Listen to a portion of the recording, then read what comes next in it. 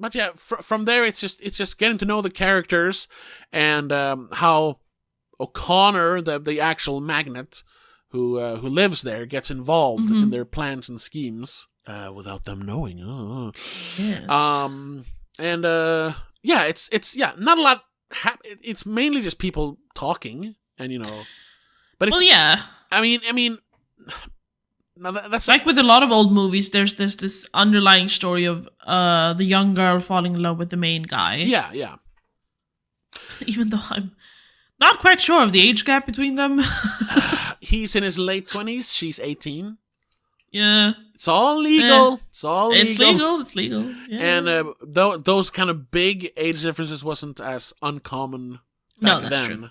And I mean, especially not in movies. I guess they're kind of coming back nowadays. Because there's so much talk about grooming and stuff, At least if you're in the... Because we talked about that when we talked about our YouTube commentary stuff. Blabbered on. How everyone's a fucking, groomer. Or... Yeah. Anyway. Yeah, whatever.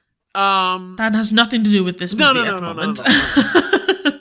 Yeah, I mean that's obviously like the love story, the main love story of the story. Then Trudy and Jim, and then or Cookie as he calls her. Yeah. Also, great. I don't know if that's the official explanation, but why men would call their wives or girlfriends sugar. I mean, you also sugar because it's sweet, honey, sugar, whatever. But they explain it here like, why does he call you sugar? And this is, because during wartime, they had to ration sugar. It was hard to come by. It was special. Yeah. Sugar was special. It was unique. I was like, so cupcake and cookie and stuff like that is also something it's a treat. Yeah, I don't know if that's where it comes from, but that's a great explanation for it. It makes it sound less terrible. Yeah. Because otherwise it kind of sounds terrible. No, you're just sweet. You're cute. Yeah, but it's just, I don't know. It's like in modern day movies when the guy is maybe a little bit of a sleazebag, which I'm sorry, but all guys in old movies are a little bit sleazy. Okay. So when the guy's a sleazebag in modern movies, he calls his girlfriend by a nickname because he can't remember her real name. Ah, okay. But then if it's supposed to be like a sleep, it's usually doll. Listen, doll. That's true. But someone says doll in this movie. Yeah, I mean, it might have been Mike to Mary, but I'm not entirely sure. It is still a term of endearment, Sure. But it's like in Swedish, we people call their wives usually kärring, which I don't know how to translate that. Well, yeah, you kind of no. It's a word. It's kind of a term of endearment because it's done with like a twinkle in your eye. And if you drag it out, it becomes kärring. Like that's where it comes from originally. Basically. Yeah, the way we use it now, though, it's basically calling her a bitch.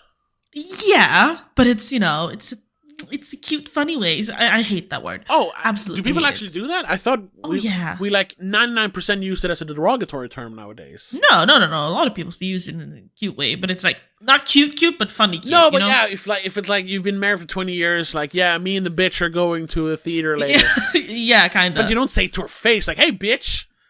Really? No. Some people do. Okay, I don't. Okay, it's kind of you kind of say it under your breath when she's not in the room. Yeah, the old. But it's not as harsh. No. As... This is what shouting is in English. It's the old ball and chain. Yeah. Because it's like I'm stuck to her, but it's also because I like her. Okay. Yeah. Sure. But I didn't think we needed to use because it's not as harsh as bitch. Yeah. It's the old ball and chain. That's the best. It's kind of like gotta ask the wife if it's okay. Yeah. Yeah. Exactly. All right. I hate that too. Where were we going with that? Nicknames. No, but so we derailed from asking you what you thought of it. But in general, you liked it when you watched it the first time, and you loved it even more watching it this time. Yeah. So it's just growing on you. Yes, I love it. Okay. Thank you so much. Do you want to talk more about the story now? Yeah, I think we can do that. We've been talking for 30 minutes. Yeah, we can go into the plot. So we can spoil a movie that's it's 80 years old. 80 years old by now. Almost 80 years old.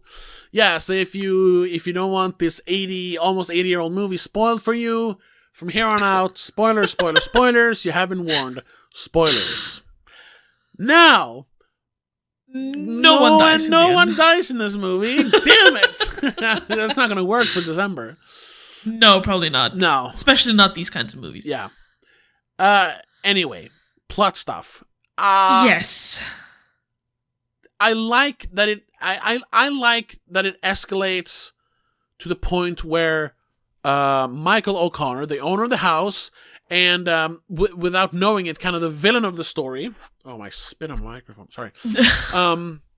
Because he's the guy who's tearing down the barracks where Jim is living in the beginning, and he's also it's an apartment complex, not barracks. Well, They're buying barracks later. Yeah, but it's some sort of place where veterans can live, and he want to build an apartment complex there. Oh, okay. Yeah. So it's some kind of home for veterans or something. I guess. Halfway house, flop house, whatever. Yeah. You know, that kind of thing. Cheap apartments. Yeah. And also, you know, although that plan doesn't really come into fruition until much later in the story, he's buying a barracks outside of New York to build a big commercial airfield or industrial airfield. Yeah. Because he's the second richest man in the world. He is the industrialist. He's the man with a plan, you know. But he also, you know, always seems to be on edge and irritated and annoyed. And I mean, his wife left him. His daughter's in boarding school. His daughter's in finishing school, and she really doesn't want anything to do with him. And when he finds out that she fled the finishing school, he's like, I have to find her. And he does find her kind of quickly, and gets wise to the whole thing that bums are living in his house, and she's letting him. Yeah. But then, she kind of explains, like, well, I really like this Jim fellow, and I want you to meet him to see that he's a nice person. But you can't let him know you are you, because then he's gonna, like, hate you. He doesn't know that she's she either, because she's scared he's only gonna, like, go for her money then. Which is another nice twist, that this isn't a woman going after a guy's money. It's a woman being afraid a man is going to go after her money. Yeah. Oh, okay. But yeah, so they dress up Michael O'Connor as a bum and calls him Mike. And they invite him as well. And it's the classic, you know, the rich guy in his own house being treated like, you know, well, you're the last one in, so you have to do the dishes now. McKeever, who's like the man of the house now, tells him, you have to do the dishes. It's almost like reverse roles. But playfully. He gets set up in the butler's quarter in the attic. Yeah. With a broken bed. Yeah. He has to do the dishes. And then Mr. Aloysius T. McKeever has taken over his bedroom. Yeah. And at some point, I'm a little fuzzy on the details, but at some point, Trudy invites her mother to live there as well. Yeah, see, her dad, Mr. O'Connor, says you have 24 hours before I tell them everything. Out of there. Yeah. Yeah. So she calls her mother. Before I tell them everything. She calls her mom and like, oh, he's unreasonable, me. And she meets her and she's like, well, yeah, I can tell you're in love. I want to meet the guy. Well, then I guess you have to do what Dad does. Let's go play poor. Yeah. And then they have to pretend, obviously, that they're not married. Or, not divorced. Not known. Yeah, exactly. And it's through all this that we find out, because O'Connor still kind of conducts business and they think he's just like being crazy. Delusional. He's delusional. Yeah, which is kind of funny. Locking himself in the icebox and making calls about stocks. Yeah, that's funny. But then, you know, the movie evolves into like them.